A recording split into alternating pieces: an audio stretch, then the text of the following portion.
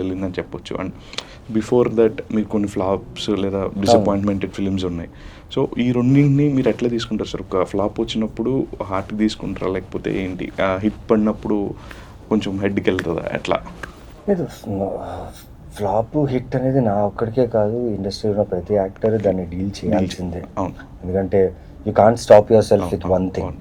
And Andala రాక్షసి తర్వాత నేను చేసిన సినిమాలు కథగా బాగుంటాయి, కానీ ఆ టైంకి ఆ కథలు రెలవెంట్ కాదు. అంటే జనాలు అది ఆ టైంలో ప్రాపర్గా యాక్షన్, సాంగ్స్, ఎంటర్టైన్మెంట్, కామెడీ జోన్లో ఉన్నప్పుడు నేను ఇప్పుడు చేస్తున్న ఎక్స్పెరిమెంటల్ యూనిక్ కైండ్ ఆఫ్ సినిమాలు చేస్తుండే. సో ఆ టైంలో రిసెప్షన్ దొరకలేదు. ఆ టైంలో అది ఫ్లాప్ అంటారా అంటే yes, because it didn't make money, it is a flop. But if you see those film now, ఓ ఇదంతా అప్పుడే ఈయన ఏదో ట్రై చేశాడు కదా అని ఒక మీకు ఫీల్ వస్తుంది. అది నాకే వచ్చింది.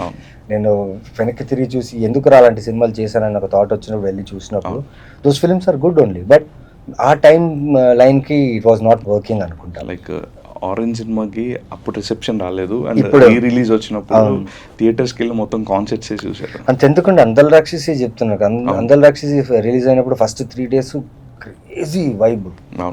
దాని తర్వాత రాలేదు audience. It took time, first వీక్లో సెకండ్ వీక్లో ఆడియన్స్ని పుల్ చేయడానికి. బట్ ఎప్పుడైతే టెలివిజన్లో అది రావడం, అప్పుడు ఓటీటీ లేదు, టెలివిజన్లో వచ్చిన తర్వాత మ్యాడ్ అయిపోయారు. సాంగ్స్ అయితే ఇప్పటికీ సాంగ్స్, ఆ క్యారెక్టర్ నేను ఎక్కడైనా చూస్తే అంటే నేను మారలేదో తెలియదు, అలాగే ఉన్నానా తెలియదు. చాలా మంది నన్ను చూసి టక్కని చూసుకుంటే సూర్య అందరు రాక్షసి అని చెప్పి మాట్లాడుతున్నారు. మోస్ట్లీ ఇన్ని ఇయర్స్ తర్వాత కూడా మారలేదంటే ఆ సూర్య అనేవాడు నా లోపల ఉన్నాడు అనుకుంటా. Somewhere I feel like one of the best characters have done my career. అది ఆ character will always be with me. Okay, అలా సార్ మీ రీ రిలీజెస్ ఇట్లా ట్రెండ్ నడుస్తూ ఉంటుంది, మీరన్నా థియేటర్స్కి వెళ్ళి చూసిన సందర్భాలు? సలార్ 5 times రిలీజ్ అయింది అనుకుంటా. నేను 2 times రిలీజ్కి వెళ్ళాను. ఓకే. అండ్ ఇంట్లో అయితే నాకు ఎప్పుడైనా వెతుకుతుంటాం కదా, స్క్రాల్ చేస్తుంటాం చూడాలి అనేసి.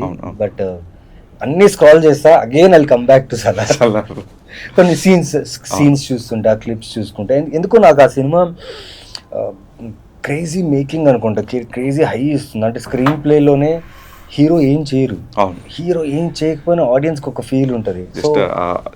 స్క్రీన్ ప్రెజెన్స్ సరిపోదు. అంటే the way it is made. నాకు బ్రేకింగ్ బ్యాడ్ చాలా ఇష్టం సిరీస్. ఇట్స్ యూనివర్సిటీ అనుకుంటాను ఫర్ ఫిల్మ్ మేకింగ్. దాని తర్వాత ఒక కొత్త కైండ్ ఆఫ్ కమర్షియల్ పర్స్పెక్టివ్ చూపించిన సినిమా అంటే సలార్. అదే సార్, ఇప్పుడు మీరు మీ కాంపిటీటర్స్ యాక్టర్స్ ఉంటారు అండ్ మల్టీ స్టారర్స్ అనేది జరుగుతూ ఉంటాయి. సో ఎప్పుడైనా అప్రోచ్ అవుతుంటారు sir scripts wise recent actors? Like competition అని లేదండి ఇక్కడ, అంటే కాంటెంపరీ యాక్టర్స్ అనొచ్చు. లైక్ మల్టీ స్టారర్స్ అని కాదండి, లైక్ చేయాలి, కథ బాగుంది అనుకోండి, ఆబ్వియస్లీ ఆపోజిట్ యాక్టర్ ఎవరైనా ఉండని, ఎవరైనా క్యారెక్టర్ ఉండండి, వాళ్ళు కూడా వాళ్ళ రెస్పాన్సిబిలిటీతోనే వస్తారు. ఎందుకంటే ఇప్పుడున్న టైంలో you can't be late back in the cinema industry. So ఏది చేసినా మీరు 100% చేయాలి, లేకపోతే ఆడియన్స్ అనేవాడు రిజెక్ట్ చేశారనుకోండి, ఆడియన్స్ నుంచి రిజెక్ట్ అయిపోతే ఇండస్ట్రీ నుంచి రిజెక్ట్ అయిపోతారు. So you should be always upgrading yourself with your act. So I'm open for many things. అంతెందుకు మల్టీ స్టార్ అంటే నేను ఎంత పెద్ద స్టారో, నేను స్టారో నాకు తెలియదు. I know I still exist as an actor. I'm trying to do my best with my acting skills. And yes, Raviteja గారితో ఇప్పుడు ఒకటి చేస్తున్నాను, మాస్ జాతర. It's one of it's kind character అది. అండ్ ఒక కమర్షియల్ స్లాట్లో ఉన్న క్యారెక్టర్ అది. దాని తర్వాత షో టైం, లైక్ 11 ఎంత యూనిక్గా ఉండే కథను, నెక్స్ట్ వచ్చే సినిమా షో టైం. అది మీరు ఊహించలేరు. అంటే ఇలా ఎలా తీస్తారా ఈ సినిమా, ఈయనేంటి ఎందుకు ఈయననే ఎందుకు ఇలాంటి దొరికితే ఈయనకి అలాంటి మీరు ఆలోచిస్తారు. దాని తర్వాత ఒక క్రేజీ కామెడీ ఫిల్మ్ చేశా, అంటే డార్క్ హ్యూమర్. స్లాప్స్టిక్ కామెడీ లాగా కాకుండా ఒక డార్క్ హ్యూమర్ వేర్ ఆడియన్స్కి సడన్గా షిఫ్ట్ ఏంటి వీడు ఓవర్గా చేస్తున్నాడు అని కాకుండా ఒక సటిల్డ్ అయిన కామెడీ చేశాను. So these are coming up in future. And already కొన్ని సినిమాలు షూటింగ్ చేస్తున్నా. సో ఎక్సైటింగ్గా ఉన్నా.